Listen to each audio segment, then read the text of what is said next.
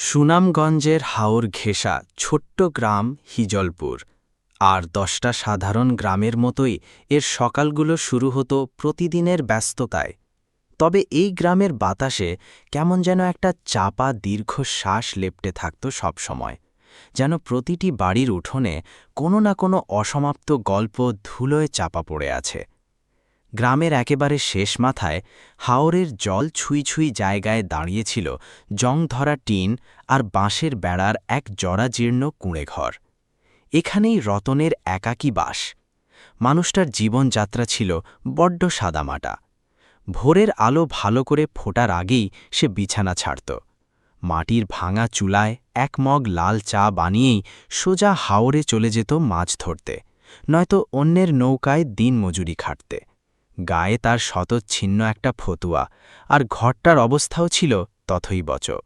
বর্ষায় চাল চুঁইয়ে জল পড়ত, আর গ্রীষ্মে ঘরের ভেতর যেন আগুন জ্বলত। কিন্তু এত অভাবের মাঝেও রতনের চোখে অদ্ভুত এক প্রশান্তি খেলা করত, যেন এই জীবনের কাছে তার আর কিছুই চাওয়ার নেই, কোনো অভিযোগও নেই। গায়ের লোক ঘাটে মাঠে তাকে নিয়ে ফিসফাস করত। কেউ বলত, আরে এই তো সেই রতন যার বউ আজ ঢাকার মস্ত বড় সার্জেন। আবার কেউ আফসোস করে বলত, ৭ বছর আগে বউটা ডিভোর্স দিয়ে চলে গেল, অথচ এই বোকা লোকটা দ্বিতীয়বার বিয়ের নামও মুখে আনল না। রতন এসব কথা শুনত, কিন্তু কখনো কোনো জবাব দিত না। ওর ঠোঁটের কোণে কেবল একটা ম্লান হাসি ফুটে উঠত, আর নীরবে নিজের কাজে মন দিত। তার জীবনের সবচেয়ে বড় সত্যটা এখন ওই নিস্তব্ধতাই। ৭ বছর আগে মায়ার সাথে তার বিয়ে হয়েছিল। মায়া ছিল বেশ উচ্চশিক্ষিত আর ভীষণ বুদ্ধিমতী এক মেয়ে। শহর থেকে পড়ালেখা করা মায়ার সাথে যখন সামান্য অক্ষরজ্ঞান সম্পন্ন জেলে রতনের বিয়ে হল, গায়ের মানুষ রীতিমতো তাজ্জব বনে গিয়েছিল। কিন্তু ওদের দুজনের মাঝের ভালোবাসাটা ছিল একেবারে খাঁটি। বিয়ের পর প্রথম যেদিন মায়া বউ সেজে ওই ভাঙা কুঁড়ে ঘরে পা রাখল, রতন বারবার মাথা নিচু করে লজ্জায় বলছিল, মায়া, তোমাকে দেওয়ার মতো তো আমার কাছে তেমন কিছুই নেই। মায়া তখন হেসে ওর হাতটা শক্ত করে ধরে বলেছিল, আমার তো বড় কোনো বাড়ি চাই না রতন, শুধু এমন একজন মানুষ চাই যে আমাকে আর আমাদের সম্পর্কটাকে বুকের ভেতর আঙলে রাখবে।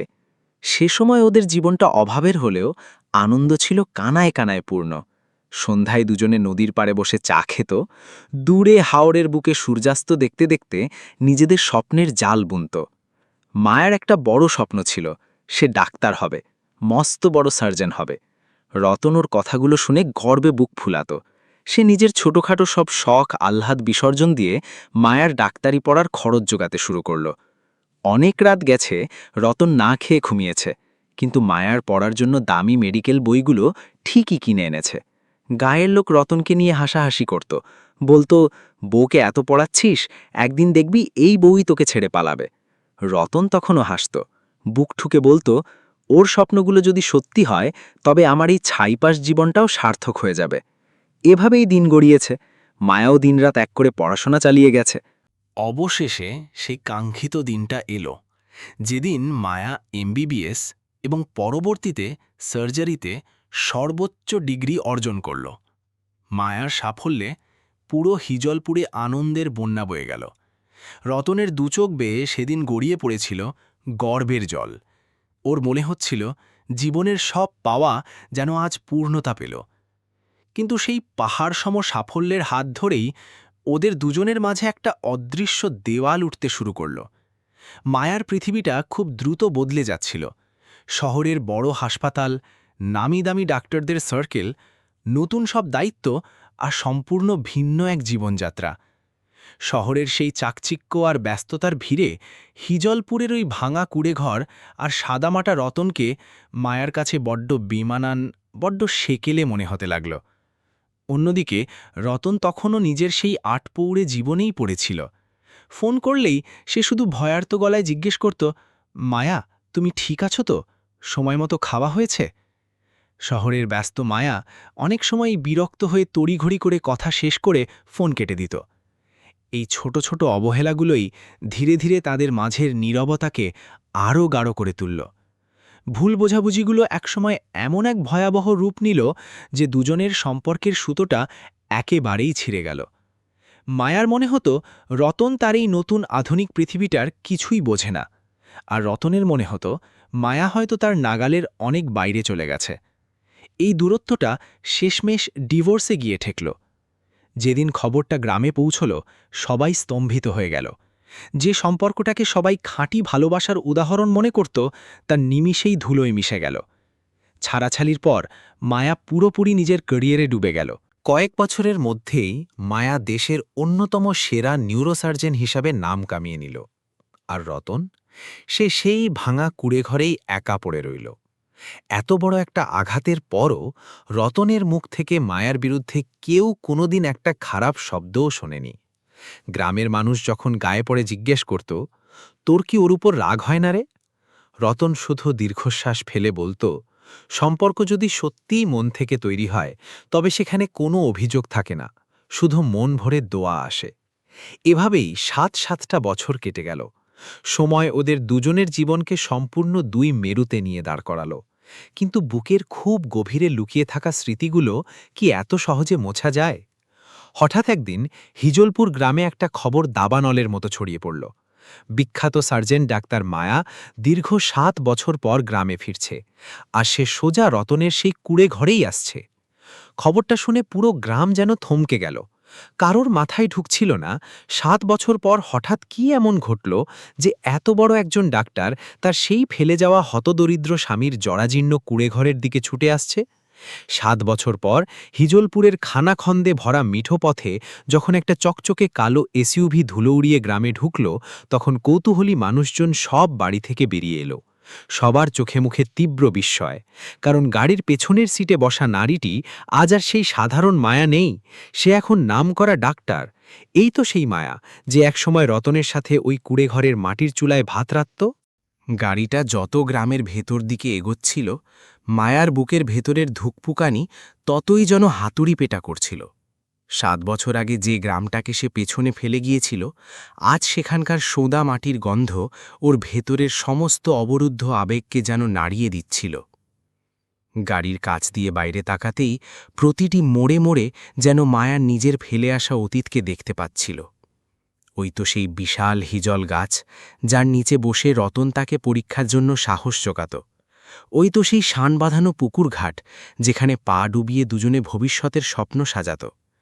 আর ওই তো বাজারের সেই ছোট্ট দোকানটা, যেখান থেকে রতন নিজের সারাদিনের হাড় ভাঙা খাটুনির টাকা বাঁচিয়ে তার জন্য খাতা কলম কিনে আনত। এই স্মৃতিগুলোর ধাক্কায় মায়ার ভেতরে এমন এক ঝড় উঠল যে সে আর চোখের জল আটকে রাখতে পারল না। গ্রামের মানুষ অবাক হয়ে একে অপরের কানে ফিসফিস করছিল। কেউ বলছিল নিশ্চয়ই নিজের ভুল বুঝতে পেরেছে, আবার কেউ বলছিল হয়তো শুধু গ্রামটা একবার দেখতে এসেছে। কিন্তু আসল সত্যিটা জানত কেবল মায়া নিজেই। গত কয়েক মাস ধরে তার সাজানো গোছানো জীবনে অদ্ভুত এক শূন্যতা ভর করেছিল। দামি ফ্ল্যাট, গাড়ি, ব্যাংক ব্যালেন্স, যশ সব থাকার পরও রাতে তার দু চোখের পাতা এক হতো না। হাসপাতালে প্রতিদিন সে কত মানুষের জীবন মৃত্যুর লড়াই দেখত, আর প্রতিবারই তার নিজের ফেলে আসা অতীতের কথা মনে পড়ে যেত। একটা অপরাধ বোধ তাকে কুড়ে কুড়ে খাটছিল। সে বুঝতে পারছিল জীবনের সবচেয়ে বড় ভুলটা সে করেছিল সেই মানুষটাকে ছেড়ে এসে, যে মানুষটা কোনো স্বার্থ ছাড়াই তাকে সবচেয়ে বেশি ভালোবেসেছিল। সেদিন অপারেশন থিয়েটারের বাইরে এক মুমূর্ষু রোগীর স্বামী কাঁদতে কাঁদতে মায়াকে বলেছিল, ম্যাডাম, খাঁটি সম্পর্ক তো সেটাই, যেখানে মানুষ যোগ্যতার চেয়ে সামনের মানুষটার ভেতরের পরিষ্কার মনটাকে বেশি দাম দেয়। কথাটা শোনার পর মায়ার বুকের ভেতরটা যেন দুমড়ে মুচড়ে গিয়েছিল। তার মনে পড়েছিল রতনের সেই আত্মত্যাগের কথা। মায়া সেদিনই উপলব্ধি করেছিল রতন নিজের সমস্ত চাওয়া পাওয়া বিসর্জন দিয়ে কেবল মায়ার স্বপ্নগুলোকেই নিজের করে নিয়েছিল। অথচ সে রতনের সেই অকৃত্রিম ভালোবাসাকে তার দারিদ্র্য আর অশিক্ষার মাপকাঠিতে মেপে ছুঁড়ে ফেলেছিল। ভাবতে ভাবতে গাড়িটা গ্রামের একেবারে শেষ মাথায় এসে থামল। রতনের সেই পুরনো কুঁড়েঘরটা আজও ঠিক আগের মতোই দাঁড়িয়ে আছে। এতগুলো বছর পেরিয়ে গেলেও সেখানে যেন কিছুই বদলায়নি। টিনের চালটা আরও বেশি জং ধরেছে, বেড়ার মাটি খসে খসে পড়ছে।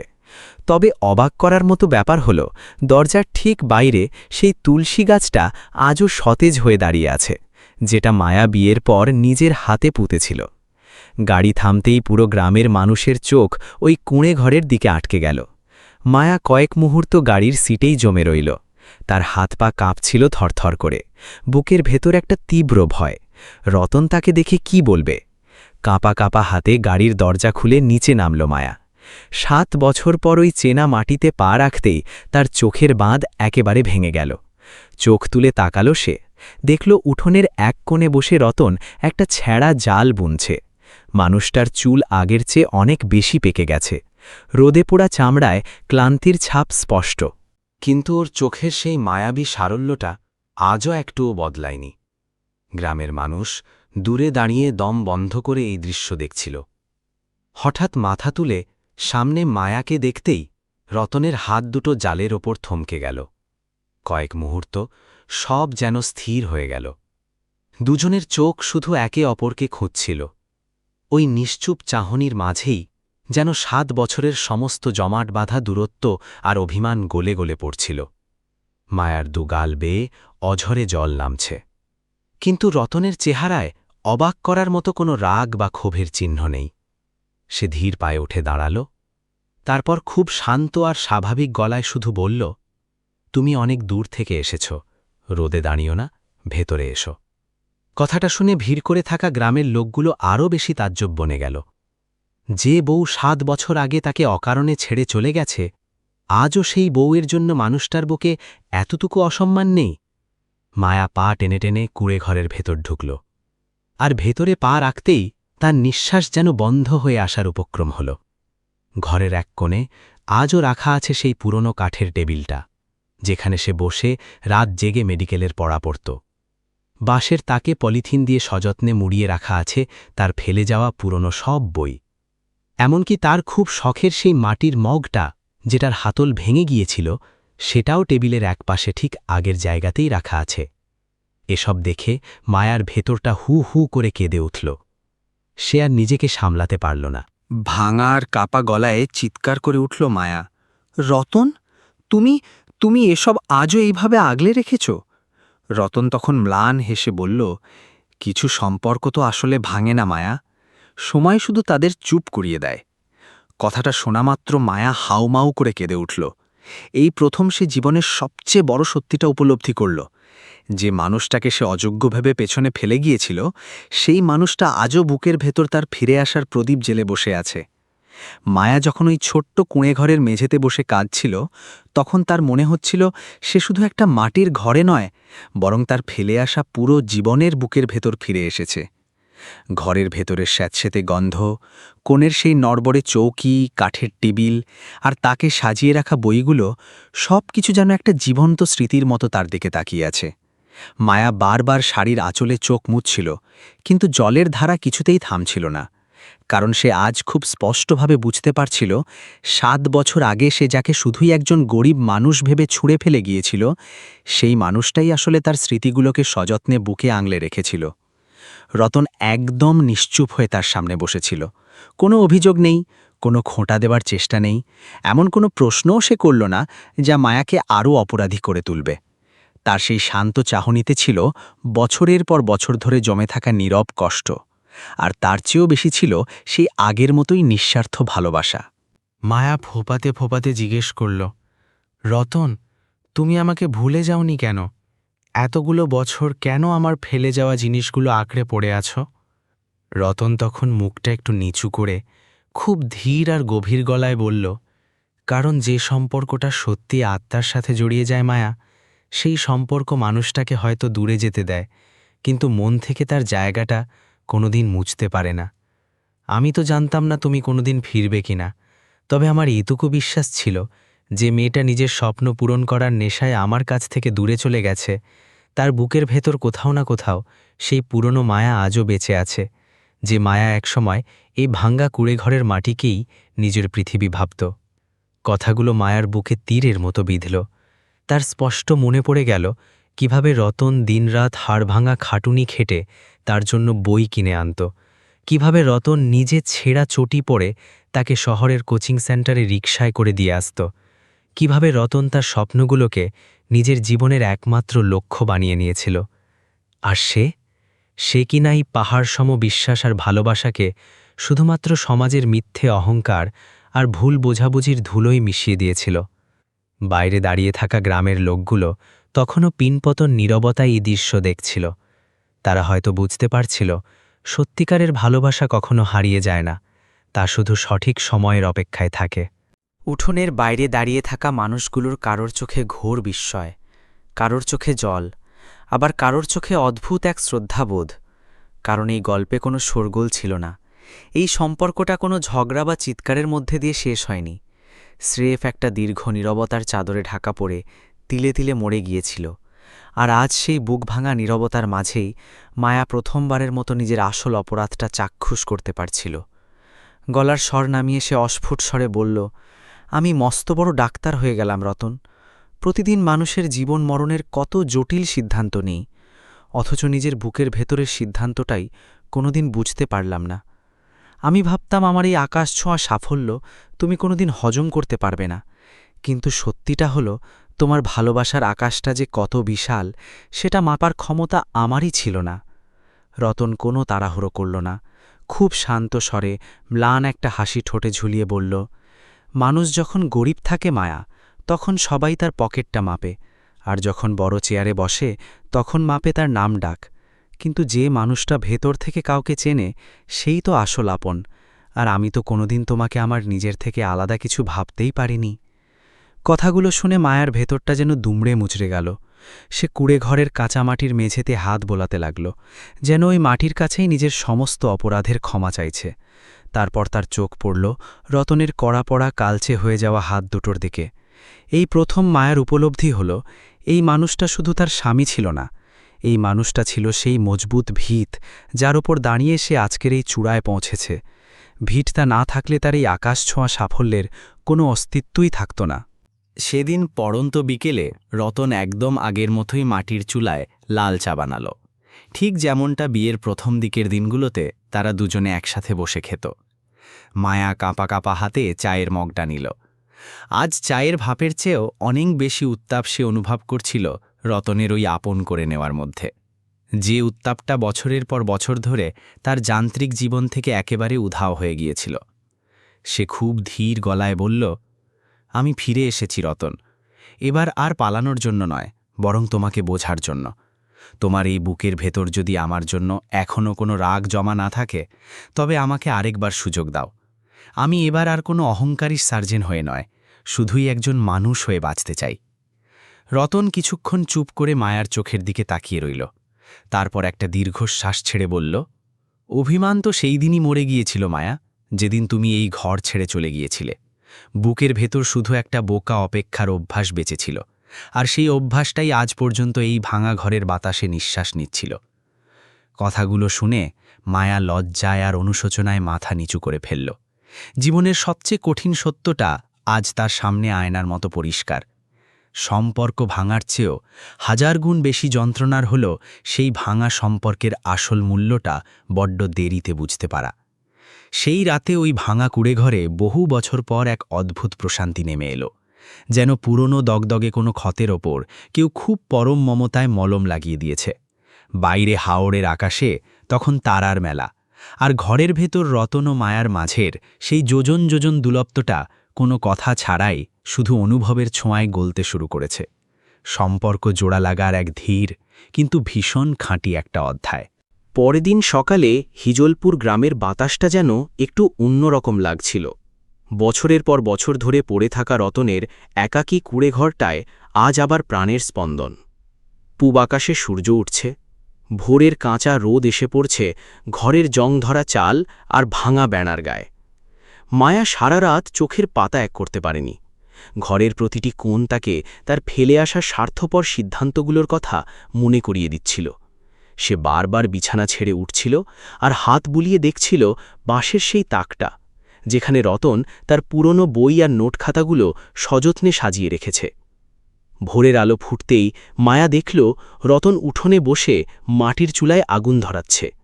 সেই একই রকম সাধারণ জীবন, সেই শান্ত মুখশ্রী, নিজের কষ্টকে পাত্তা না দিয়ে সবসময় অন্যের ভালো থাকার কথা আগে ভাবার সেই পুরনো স্বভাবটা মানুষটার একটুও বদলায়নি। মায়া চুপচাপ দাঁড়িয়ে তাকে দেখছিল, আর বুকের ভেতর অনুশোচনার সূঁচগুলো আরও গভীরে বিঁধছিল। তার স্পষ্ট মনে পড়ল মেডিকেল কলেজে পড়ার সময় রতন রোজ ভোরে তার আগে উঠে চা বানিয়ে আনত, যাতে মায়া কোনো চিন্তা ছাড়াই মন দিয়ে পড়তে পারে। তখন সেই ছোট ছোট যত্নগুলোর কোনো মূল্যই দেয়নি, কিন্তু আজ এই সামান্য ব্যাপারগুলোই তাকে ভেতর থেকে দুমড়ে মুছড়ে দিচ্ছিল। রতন ম্লান হেসে চায়ের মগটা মায়ার দিকে এগিয়ে দিয়ে বলল, শহরের বড় বড় হাসপাতালে কফি খাওয়া মানুষ তুমি, এই মাটির মগের পোড়া চা হয়তো তোমার আর মুখে রুজবে না। মায়ার দুচোখ আবার জলে ভরে উঠল। সে দুহাতে মগটা আঁকড়ে ধরে ভাঙা গলায় বলল, জীবনের সবচেয়ে দামি আর খাঁকি জিনিসগুলোই তো আমি সবার আগে পেছনে ফেলে চলে গিয়েছিলাম রতন। কুঁড়েঘরের বাইরের মানুষগুলো তখনও ঘোর বিস্ময়ে ডুবে আছে।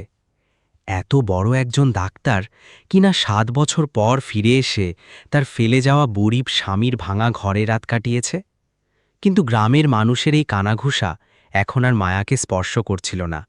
সে এখন শুধু নিজের বিবেকের ডাক শুনতে পাচ্ছিল। সেদিন সকালে জীবনে প্রথমবারের মতো মায়া তার নামিদামি গাড়ি, ড্রাইভার আর সার্জনের খোলস ছেড়ে একদম সাধারণ পোশাকে গ্রামের মিঠো পথ ধরে হাঁটতে বেরোল। মানুষজন তাকে দেখে সমীহ করে হাতজোড় করছিল ঠিকই, কিন্তু মায়া প্রতিটি মানুষের মুখের দিকে তাকিয়ে শুধু নিজের ফেলে আসা দিনগুলো খুঁজছিল। হাঁটতে হাঁটতে সে এসে দাঁড়ালো গ্রামের সেই পুরনো স্কুলটার সামনে। এখানেই তো দিনের পর দিন বসে রতন তাকে আরও বড় হওয়ার স্বপ্ন দেখাত। মায়ার মনে পড়ে গেল সেই দিনটার কথা। পড়াশোনার প্রচণ্ড চাপে ক্লান্ত হয়ে সে একদিন বলেছিল, আমার দ্বারা আর এসব হবে না রতন, আমি ছেড়ে দেব। তখন রতন শক্ত করে তার হাতটা ধরে বলেছিল, তোমার স্বপ্নগুলো যদি মাঝপথে ভেঙে যায় মায়া, তবে আমার মনে হবে পুরো জীবনে আমি নিজেই হেরে গেলাম। স্মৃতিটা মনে পড়তেই মায়ার দু গাল বেয়ে অঝরে জল নামতে লাগল। সে আজ বুঝতে পারছিল রতন তাকে কোনোদিন শিকল পরায়নি, বরং সব সময় আকাশের দিকে উড়তে শিখিয়েছে। তার একমাত্র ভুল ছিল সাফল্যের অন্ধ মোহে যে মানুষটা ছিল তার সবচেয়ে বড় শক্তির জায়গা, তাকেই সে নিজের দুর্বলতা ভেবে ভুল করেছিল। দুপুর গড়াতেই সারা গ্রামে খবর রটে গেল যে মায়া সেই মাটির মেঝেতে বসেই রতনের সাথে সাধারণ ভাত তরকারি খাচ্ছে। দৃশ্যটা দেখে গ্রামের অনেক মেয়ের চোখেই জল এসে গেল। এত উঁচু পদে থাকা একজন মানুষকে নিজের ভাঙা সম্পর্কের কাছে এতটা নত হতে তারা আগে কখনো দেখেনি। সন্ধ্যা ঘনিয়ে এলো। রতন সারাদিনের হাড়ভাঙা খাটনি শেষে যখন ঘরে ফিরল, তার হাতে তখনও হাওড়ের কাদা লেপটে আছে। রোদে পোড়া চেহারায় ক্লান্তির স্পষ্ট ছাপ। মায়া দরজার চৌকাঠে বসে তার জন্যই অপেক্ষা করছিল। রতন উঠোনে আসতেই মায়া খুব নরম গলায় জিজ্ঞেস করল, তুমি আজও এত কষ্ট কেন করো রতন? তোমার কি কখনো মনে হয় না যে জীবন তোমার সাথে বড্ড অবিচার করেছে? রতন কিছুক্ষণ চুপ করে রইল। তারপর খোলা আকাশের দিকে তাকিয়ে একটা শান্ত নিঃশ্বাস ফেলে বলল, জীবন তো সবসময় আমাদের হিসেব মতো চলে না মায়া, কিন্তু বুকের ভেতর যদি সারাক্ষণ অভিযোগ পুষে রাখি, তাহলে তো নিজের মুখের ভাতের স্বাদটাও তেতো হয়ে যাবে। তুমি চলে যাওয়ার পর আমার বড্ড একা লাগত ঠিকই, কিন্তু আমি কোনোদিন তোমার খারাপ চাইনি, কারণ মন থেকে কাউকে ভালোবাসলে তাকে তো আর অভিশাপ দেওয়া যায় না।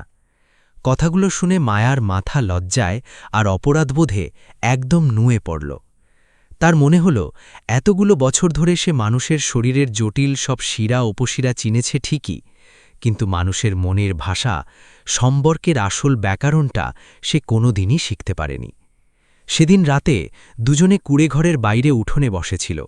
দুলে হাওরের জলে চাঁদের আলো ঠিকরে পড়ছে। বাতাসে সোদা মাটির মায়াবী গন্ধ। অনেক বছর পর আজ আর তাদের মাঝের নীরবতাটুকু কোনো বোঝা মনে হচ্ছিল না, বরং তা পরিণত হয়েছিল এমন এক গভীর প্রশান্তিতে যেখানে কোনো কথা না বলেও সবটা বুঝে নেওয়া যায়। মায়া রতনের দিকে তাকিয়ে ফিসফিস করে বলল, যদি কোনোভাবে সময়টাকে পেছনে ফেরানো যেত রতন, আমি আর কোনোদিন তোমার হাতটা ছাড়তাম না। রতন একটু হাসল, বলল, সময় তো আর কখনো ফিরে আসে না মায়া, কিন্তু মানুষ যদি সত্যিই ভেতর থেকে বদলে যায়, তবে মরে যাওয়া সম্পর্কগুলো আবার নতুন করে নিঃশ্বাস নিতে পারে। রতনের এই কথায় মায়া চোখ বন্ধ করে একটা দীর্ঘ স্বস্তির নিঃশ্বাস ফেলল।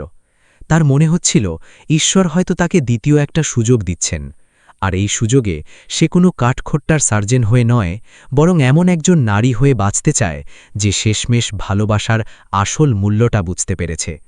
হিজলপুর গ্রামের মানুষের কাছে এখন এটা শুধুই একটা গল্প নয়, বরং প্রতিদিনের এক নতুন চর্চার বিষয়। গ্রামের মানুষের কানাঘুষা এখন আর মায়ার কানে পৌঁছায় না। তার ভেতরের পরিবর্তনটা ছিল বাইরের দুনিয়ার চেয়েও অনেক বেশি। এখন প্রতিদিন ভোরে সে রতনের আগে বিছানা ছাড়ে, নিজের হাতে মাটির চুলায় চা বানায়, তারপর দুজনে কুঁড়েঘরের বারান্দায় বসে ভোরের সূর্য ওঠা দেখে, ঠিক যেমনটা তারা বছরের পর বছর আগে করত, নিজেদের হাজারো স্বপ্নের সাক্ষী বানিয়ে। মায়া এখন হাড়ে হাড়ে টের পাচ্ছিল জীবনের আসল শান্তি কোনো শীতাতাপ নিয়ন্ত্রিত চেম্বারে বা লাখ টাকার ব্যাংক ব্যালেন্সে থাকে না। শান্তি থাকে সেই আপন মানুষটার কাছে, যার সামনে কোনো মেকি মুখোশ ছাড়াই নিজের মতো করে নিঃশ্বাস নেওয়া যায়। একদিন দুপুরে মায়া ঘরের এক কোণে রাখা রতনের পুরনো কাঠের বাক্সটা খুলল। ভেতরে পুরনো কিছু জামা কাপড়, ধুলো পড়া ছবি আর মায়ার নিজের হাতে লেখা বেশ কিছু পুরনো চিঠি পরম যত্নে ভাঁজ করা আছে। বিয়ের প্রথম দিকে লেখা একটা চিঠিতে মায়ার চোখ আটকে গেল। সেখানে সে লিখেছিল, রতন, জীবনে আমি যতই বড় ডাক্তার হই না কেন, তোমার এই হাতটা আমি কোনো দিন ছাড়ব না। চিঠিটার ওই একটা লাইন পড়তেই মায়ার বুকটা ধক করে উঠল। মানুষ কত বোকা! নিজের আকাশ ছোঁয়া স্বপ্নগুলোর পেছনে দৌড়াতে দৌড়াতে মানুষ নিজের দেওয়া সবচেয়ে পবিত্র কথাগুলোই বেমালুম ভুলে যায়। ঠিক ওই মুহূর্তেই রতন ঘরে ঢুকল। মায়ার হাতে চিঠিটা দেখে তার ঠোঁটের কোণে একটা ম্লান হাসি ফুটে উঠল। মায়া কাপা গলায় জিজ্ঞেস করল, তুমি এই কাগজগুলো এখনো বুকের ভেতর আঁকড়ে আছো কেন রতন? রতন খুব শান্ত গলায় উত্তর দিল, আমার কাছে তো এগুলো শুধু কাগজ নয় মায়া, এগুলো তো সেই দিনগুলোর সাক্ষী যখন আমাদের দুজনের মাঝে কোনো অহংকার, কোনো দেয়াল ছিল না। কথাটা শুনে মায়া যেন পাথর হয়ে গেল। সে এতদিন ধরে ওই 7টা বছরকে স্রেফ একটা পার হয়ে যাওয়ার সময় হিসেবেই দেখেছে, অথচ রতন এই 7 বছরের প্রতিটি দিন, প্রতিটি মুহূর্ত ওই চিঠিগুলোর শব্দে শব্দে মেচেছে। এদিকে পুরো গ্রামের মানুষও রতনকে এখন নতুন চোখে দেখতে শুরু করেছে। আগে যে মানুষটাকে তারা স্রেফ একজন বউ পালানো হতভাগ্য দিনমজুর ভাবত, আজ তারা বুঝতে পারছিল আসল বড়লোকই টাকার গরমে থাকে না, থাকে বুকের ভেতরের বিশালতায়। একদিন বিকেলে গ্রামের কয়েকজন বয়স্ক নারী মায়াকে উঠোনে দেখে কথায় কথায় বলে উঠল, মারে, জীবনে বড় হওয়া তো দোষের কিছু না, কিন্তু এতটা উঁচুতেও উঠতে নেই যেখান থেকে নিজের শিকড়টাকেই আর চোখে পড়ে না। কথাগুলো মায়ার বুকে তীরের মতো বিঁধল। অনেকক্ষণ সে একদম চুপ করে রইল। সেদিন রাতেই সে প্রথমবারের মতো নিজের সব লুকানো ভয় রতনের সামনে খুলে বসল। সে বলল, শহরের ওই বড় বড় ডাক্তার আর আধুনিক মানুষের ভিড়ে যখন আমার নামডাক বাড়তে লাগল, তখন আমার খুব ভয় হতো রতন। আমার মনে হতো তোমার ওই দারিদ্র আর সাদামাটা রূপটা দেখে মানুষ হয়তো আমাকে নিয়ে হাসাহাসি করবে। আমি ভেবেছিলাম তোমাকে সাথে নিয়ে আমি হয়তো আমার স্বপ্নের চূড়ায় পৌঁছতে পারব না, কিন্তু আজ বুঝতে পারছি আকাশ ছুলেই মানুষ বড় হয় না, মানুষ বড় হয় বুকের পাটা থাকলে সম্পর্কগুলো টিকিয়ে রাখার।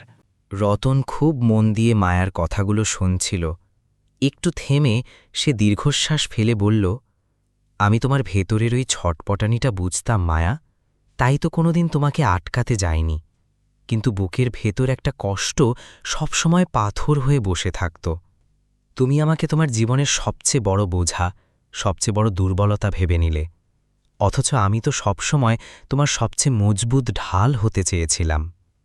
কথাটা শোনা মাত্র মায়া আর নিজেকে ধরে রাখতে পারল না, হাউ মাউ করে কেঁদে উঠল, কারণ এটাই ছিল সেই নগ্ন সত্য যেটার কাছ থেকে সে গত 7 বছর ধরে পাগলের মতো পালিয়ে বেরিয়েছে।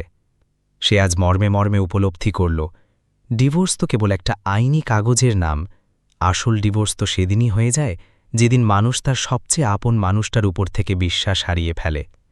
পরের দিন সকালে মায়া গ্রামের রাস্তায় উদ্দেশ্যহীনভাবে হাঁটতে বেরোল। সে আজ কোনো বড় সার্জেন নয়, স্রেফ একটা সাধারণ মেয়ে। সে ওই ধুলোমাখা পদগুলোতে আবার নিজের ফেলে আসা পদচিহ্নগুলো খুঁজছিল, যেখানে একসময় রতন আর সে হাত ধরাধরি করে হাঁটত। শান বাঁধানো পুকুরঘাটে ঘণ্টার পর ঘণ্টা বসে সে নিজের ভেঙে যাওয়া সম্পর্কটার হিসাব মেলাচ্ছিল। সন্ধ্যায় যখন সে কুঁড়ে ঘরে ফিরল, দেখল রতন বারান্দায় বসে একদৃষ্টে আকাশের দিকে তাকিয়ে আছে। মায়া নিঃশব্দে তার পাশে গিয়ে বসল। অনেকক্ষণ দুজন শুধু নীরবতায় ডুবে রইল। তারপর মায়া খুব ধীরে নিজের মাথাটা রতনের কাঁধে এলিয়ে দিল। রতন তাকে একটুও বাধা দিল না। ওই একটা মুহূর্তেই দুজন খুব স্পষ্টভাবে বুঝতে পারল ৭ বছর আগে যে সম্পর্কটাকে তারা মৃত ভেবেছিল সেটা আসলে কোনোদিনই পুরোপুরি মরে যায়নি।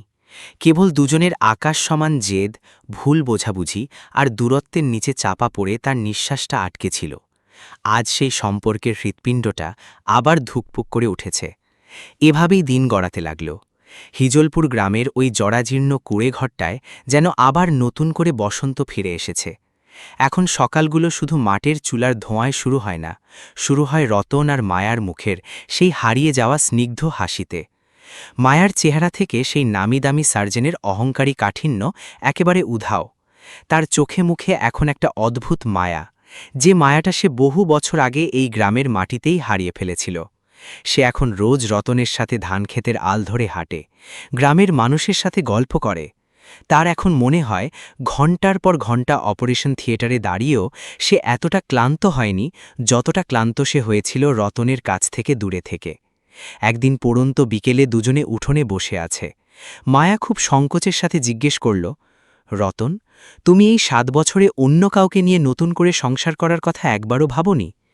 রতন একটুক্ষণ চুপ থেকে একটা শান্ত হাসি দিয়ে বলল, ঘর ভেঙে গেলে তো মাটি দিয়ে আবার নতুন করে বানানো যায় মায়া, কিন্তু বুকের ভেতর যে জায়গাটা একবার একজনের নামে লেখা হয়ে যায় সেখানে অন্য কাউকে বসানো বড্ড কঠিন। এই কথাগুলো শুনে মায়ার চোখ ছলছল করে উঠল। যে মানুষটাকে মায়া দিন রাত অবজ্ঞা করেছে, সেই মানুষটাই আজ সম্পর্কের পরীক্ষায় তার চেয়ে ১০০০ গুণ শক্ত প্রমাণিত হল। মায়া কাঁপা কাঁপা গলায় বলল, আর যদি আমি কোনোদিন ফিরে না আসতাম? রতন তার চোখের দিকে তাকাল।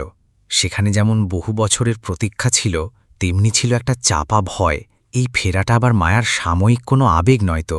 রতন শান্ত গলায় বলল, ভাঙা সম্পর্ক জোড়া লাগানো যায় মায়া, কিন্তু এবার ওই জেদ আর অহংকারটাকে নিজের বশে লেখো। মায়া নিরুত্তর। সে জানে রতন একদম খাঁটি কথাটাই বলেছে। ৭ বছর আগে তাদের ভালোবাসা ফুরিয়ে যায়নি, ফুরিয়ে গিয়েছিল ধৈর্য আর বোঝার ক্ষমতা। সেদিন রাতেই মায়া নিজের মোবাইল ফোনটা পুরোপুরি বন্ধ করে দিল। হাসপাতাল থেকে আসা ১০০০টা কল, ভিআইপি রোগীদের মেসেজ সব সে ছুঁড়ে ফেলল। বহু বছর পর আজ সে নিজের পেশার চেয়ে নিজের হৃদয়কে বড় করে দেখল।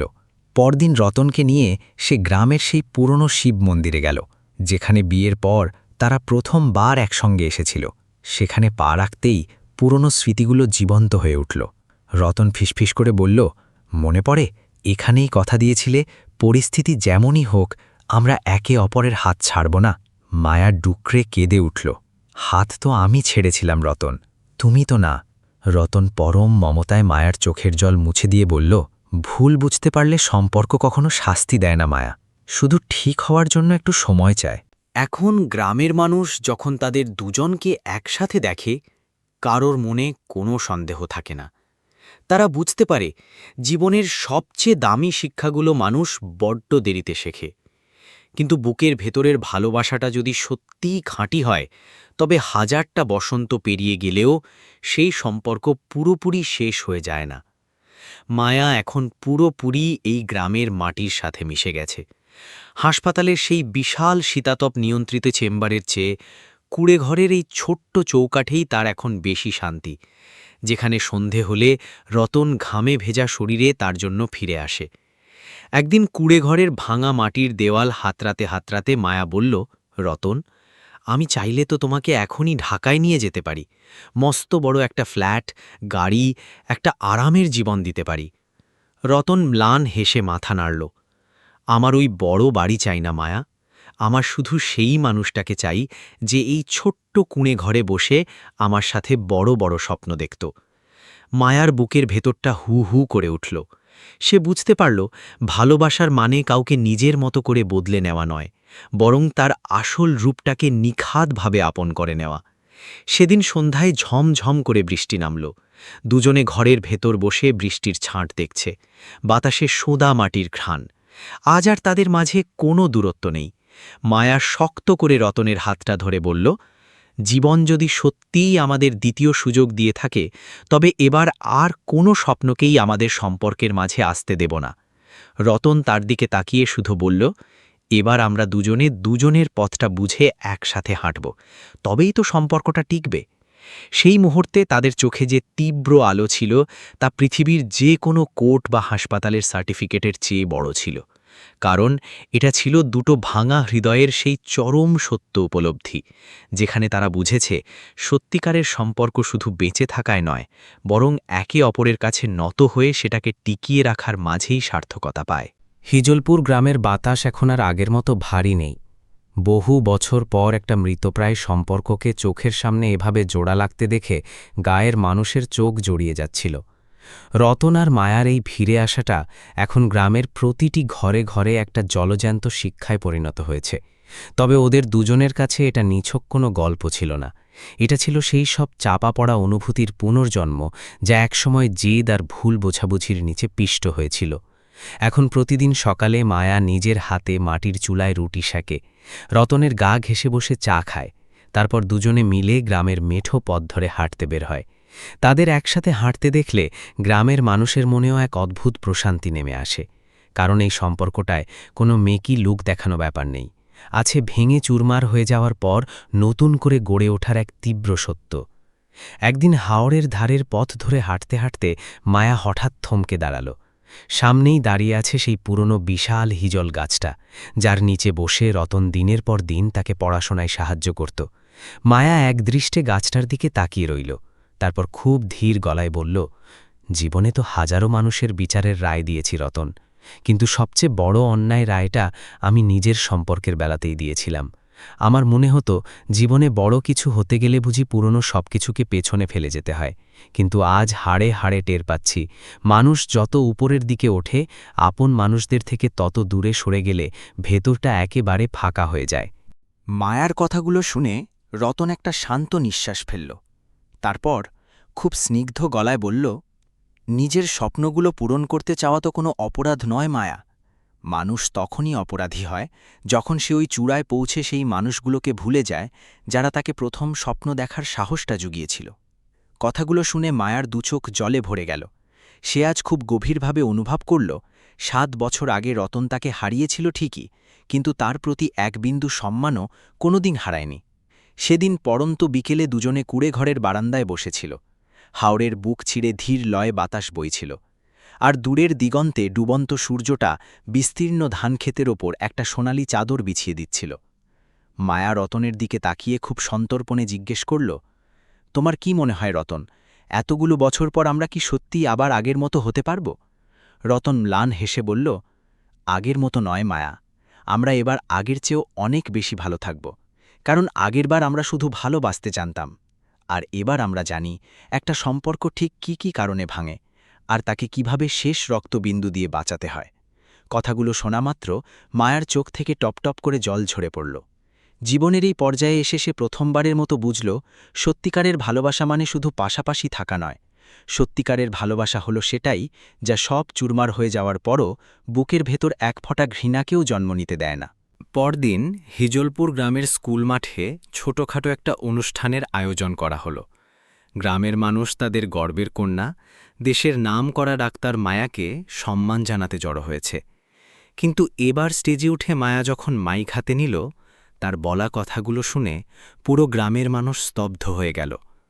মায়া হাত জোর করে কাঁপা কাঁপা গলায় বলল, আপনারা সবাই আমাকে একজন মস্ত বড় সার্জন হিসেবে চেনেন, কিন্তু আসল সত্যিটা হলো আমি আমার জীবনের সবচেয়ে বড় সিদ্ধান্তটাই নিতে ব্যর্থ হয়েছিলাম।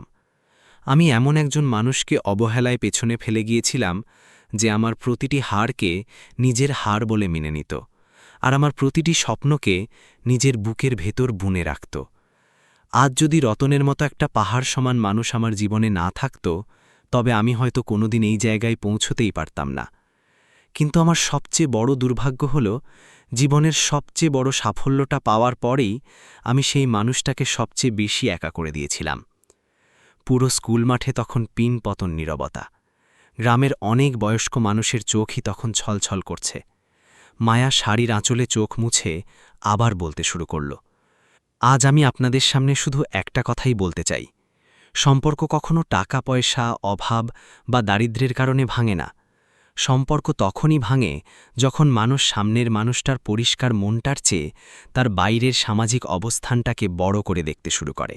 স্টেজের নিচে দাঁড়িয়ে থাকা রতনের চোখে আজ স্পষ্ট গর্ব ঝরে পড়ছিল। জীবনের এই প্রথমবার তার মনে হল বুকের ভেতর পাথর চেপে রাখা এতগুলো বছরের অপেক্ষা হয়তো একেবারে বৃথা যায়নি। অনুষ্ঠান শেষে দুজনে যখন মেঠো পথ ধরে কুঁড়েঘরের দিকে ফিরছিল, হঠাৎ আকাশ ভেঙে ঝমঝম করে বৃষ্টি নামল।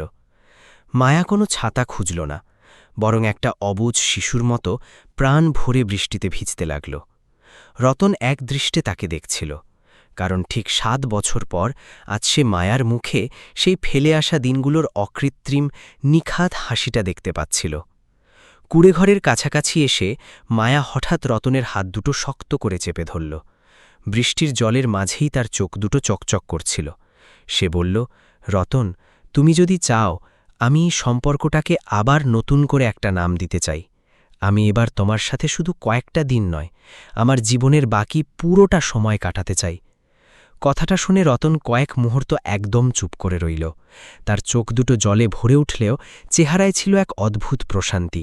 সে খুব নরম গলায় বলল, সম্পর্ক তো আর কাগজের চুক্তিতে তৈরি হয় না মায়া, সম্পর্ক তৈরি হয় হৃদয়ের টানে। আর তোমার আমার হৃদয়ের সম্পর্কটা আজও ঠিক সেই জায়গাতেই দাঁড়িয়ে আছে যেখানে তুমি ৭ বছর আগে তাকে ফেলে গিয়েছিলে। আর কোনো কথা হলো না। মায়া ডুকরে কেঁদে উঠে রতনের বুকে ঝাঁপিয়ে পড়ল। বাইরে তখন মুষলধারে বৃষ্টি ঝরছে, আর ওই ছোট্ট কুঁড়েঘরের ভেতর বহু বছর পর দুটো নিঃস্ব হৃদয় তাদের আসল ঠিকানা খুঁজে পেল। হিজলপুরের সেই ছোট্ট জরাজীর্ণ ঘরটায় জীবন যেন আক্ষরিক অর্থেই নতুন করে জন্ম নিল। যে ঘরটায় এতকাল শুধু একটা শ্মশানের মতো নিস্তব্ধতা আর হাহাকার রাজত্ব করত, সেখানে আজ আপনজনের ছোঁয়া আর পুনর্জীবিত সম্পর্কের উষ্ণতা খেলা করছে। ৭ বছর আগে যে ভালোবাসার বাঁধনটা মিথ্যে জেদ আর অপূর্ণ অহংকারের ধাক্কায় ছিঁড়ে গিয়েছিল, আজ সেটাই বোঝাপড়া, সীমাহীন ধৈর্য আর অকৃত্রিম প্রেমের শক্তিতে আগের থেকেও ১০০০ গুণ মজবুত হয়ে উঠেছে। মায়া এখন আর শহরের সেই রাশভারী ব্যস্ত সার্জেন নয়। সে আবার যেন সেই আগের ছটফটে সাধারণ গায়ের মেয়েটা হয়ে গেছে, যে একসময় এই মাটির ঘরে বসে রতনের সাথে আকাশ কুসুম স্বপ্ন বুনত। এখন সকালে সে নিজের হাতে চুলা ধরায়, দুপুরে গায়ের বৌঝিদের সাথে দাওয়ায় বসে সুখ দুঃখের গল্প করে, আর সন্ধে হলেই রতনের সাথে চলে যায় সেই হিজল গাছটার নিচে যেখানে তাদের ভবিষ্যতের বীজ বোনা হয়েছিল। আজ তাদের দুজনের মাঝে না আছে কোনো না বলা অভিযোগ, না আছে কোনো দূরত্বের দেওয়াল, আছে শুধু এক গভীর উপলব্ধি। মানুষ জীবনে যতই বিত্তবৈভবের মালিক হোক না কেন, দিন শেষে নিজের বুকের কথা বলার মতো একটা খাঁটি সম্পর্ক না থাকলে সব সাফল্যই বড্ড পানসে আর অর্থহীন মনে হয়। একদিন সন্ধ্যায় দুজনে উঠোনে বসে আছে। বিস্তীর্ণ হাওরের বুকে তখন গোধূলির মায়াবী আলো। মায়া খুব ধীর গলায় বলল, সারা জীবন তো শুধু বইয়ের পাতায় পড়েছি আর হাসপাতালে মানুষের শরীর কেটে রোগ সারিয়েছি, কিন্তু জীবনের সবচেয়ে বড় অসুখের ওষুধ আমি এই কুঁড়েঘরে এসেই পেয়েছি রতন। মানুষ তার পদবি দিয়ে বড় হয় না, মানুষ বড় হয় তার সম্পর্কগুলোকে শেষ রক্তবিন্দু দিয়ে টিকিয়ে রাখার ক্ষমতা দিয়ে। রতন ম্লান হেসে বলল, জীবন কিন্তু সবাইকে নিজের ভুল শুধরে নেওয়ার দ্বিতীয় সুযোগ দেয় না মায়া। কিন্তু ঈশ্বর যখন সেই সুযোগটা দেন, তখন মানুষের উচিত নিজের মনটাকে একদম কাচের মতো পরিষ্কার রাখা। কথাগুলো শুনে মায়ার দুচোখ আবার ভিজে উঠল। সে রতনের হাতটা নিজের মুঠোর ভেতর শক্ত করে চেপে ধরল, কারণ আজ সে খুব ভালো করে জানে তার আর কোনো শীতাতপ নিয়ন্ত্রিত বিশাল চেম্বার বা ঝলমলে আধুনিক শহরের দরকার নেই। তার শুধু সেই নিরেট শান্তিটুকু চাই যা সে রতনের এই সাধারণ অস্তিত্বের মাঝে খুঁজে পেয়েছে। ধীরে ধীরে পুরো গায়ের মানুষও বুঝতে পারল এই দুজনের সম্পর্কটা এখন অন্য যে কোনো সময়ের চেয়ে অনেক বেশি গভীর। গায়ের মানুষ এখন নিজেদের ছেলেমেয়েদের রতন মায়ার গল্প শোনায়। তারা বলে, বড় স্বপ্ন দেখবি, হাড় ভাঙা খাটুনি খাটবি, অনেক বড় হবি। কিন্তু সেই মানুষগুলোকে কোনোদিন ছুঁড়ে ফেলবি না, যারা ওই লড়াইয়ের দিনগুলোতে তোর হাতটা শক্ত করে ধরে রেখেছিল। একদিন সন্ধ্যায় হাওড়ের পাড় ধরে হাঁটতে হাঁটতে মায়া রতনের দিকে তাকিয়ে হাসি মুখে বলল, জানো রতন, আমার এখন আর কোনো কিছুতেই ভয় লাগে না, কারণ এত বছর পর আমি অবশেষে আমার নিজের বাড়িটা খুঁজে পেয়েছি। রতন একদৃষ্টে মায়ার দিকে তাকিয়ে খুব শান্ত গলায় জবাব দিল, বাড়ি তো আর ইট পাথরের 4টে দেওয়াল দিয়ে তৈরি হয় না মায়া, বাড়ি তৈরি হয় সেই মানুষটাকে দিয়ে, যার পাশে বসলে নিজের ভেতরকার সব শূন্যতা নিমেষেই পূর্ণ হয়ে যায়। রতনের মুখে এই কথা শোনার পর মায়ার চোখ দুটো আবারও ছলছল করে উঠল। সে আর কোনো কথা না বলে খুব পরম শান্তিতে নিজের মাথাটা রতনের কাঁধে এলিয়ে দিল। ঠিক সেই মুহূর্তে তাদের দুজনেরই মনে হল 7 বছরের জমানো যত যন্ত্রণা, যত হাহাকার ছিল, সব যেন হাওরের স্নিগ্ধ বাতাসে চিরতরে মিলিয়ে যাচ্ছে। রাতের বেলা কুঁড়েঘরের বাইরের খোলা আকাশটা অগণিত তারায় ঝলমল করছিল। তারা দুজন চুপচাপ পাশাপাশি বসে সেই তারার মেলা দেখছিল। আজ আর তাদের মাঝে কোনো অমীমাংসিত প্রশ্ন নেই, নেই কোনো সংশয়। শুধু একটাই ধ্রুব সত্য তাদের দুজনের মাঝে বেঁচে আছে। ভালোবাসা যদি সত্যিই আত্মার সাথে জড়িয়ে যায়, তবে নিষ্ঠুর সময়ও তাকে কোনো দিন দুর্বল করতে পারে না, বরং খাদের কিনারা থেকে ফিরিয়ে এনে তাকে আরও বেশি গভীর করে তোলে। হিজলপুর গ্রামের মানুষ আজও সেই দিনের কথা মনে করে শিউরে ওঠে, যেদিন 7 বছর পর দেশের অন্যতম সেরা এক ডাক্তার তার সব অহংকার ভুলে নিজের হতদরিদ্র স্বামীর মাটির ঘরে ফিরে এসেছিল। কিন্তু তার চেয়েও বেশি মানুষের বুক কেঁপে ওঠে এটা ভেবে যে সত্যিই যদি বুকের ভেতর সম্মান আর অন্ধবিশ্বাস বেঁচে থাকে, তবে চূর্ণ বিচূর্ণ হয়ে যাওয়া হৃদয়ও আবার নতুন করে জুড়ে যেতে পারে। মায়ার জীবনের এই গল্প সবাইকে শিখিয়ে দিয়ে গেল, বড় বাড়ি, বড় পদবি আর বিশাল পরিচিতি সব কিছুই মূল্যহীন, যদি দিন শেষে নিজের আপন মানুষটাই পাশে না থাকে। সত্যিকারের জেতার মানে কাউকে হারিয়ে দেওয়া নয়, বরং খাদের কিনারায় দাঁড়িয়েও নিজের সম্পর্কটাকে সযত্নে বাঁচিয়ে রাখা।